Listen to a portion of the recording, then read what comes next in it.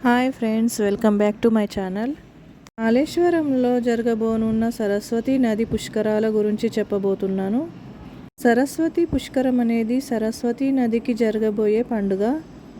ఇది సాధారణంగా ప్రతి 12 సంవత్సరాలకు ఒకసారి జరుగుతుంది. సరస్వతి నదిని త్రివేణి సంగమం వద్దన ప్రవహించే వాటి అంతర్వాహినిగా పరిగణిస్తారు. 2025న స్టార్ట్ అయ్యే పుష్కరాలు సరస్వతి పుష్కరాలు. 12 రోజుల పాటు కుంభమేళా జరగనుంది.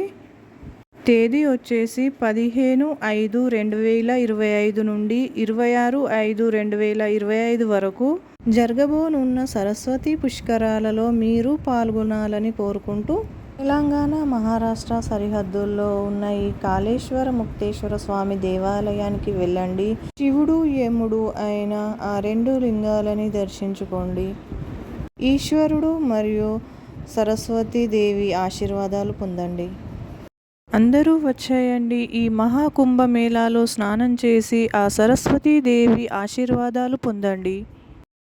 ఎంతో పవిత్రమైన జలాలుగా పేరుగాంచిన ప్రాణహిత గోదావరి అంతర్యామినిగా సరస్వతి ప్రవహించే ఈ త్రివేణి సంగమంలో స్నానం జన్మ పాపాలని కూడా హరిస్తుందని భక్తుల నమ్మకం.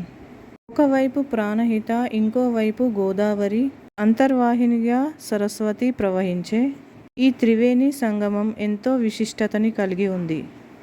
తెలంగాణ మరియు మహారాష్ట్ర సరిహద్దుల్లో ఉన్న పట్టణమే ఈ కాళేశ్వరం. ఓం నమః శివాయ. Please like, share and subscribe.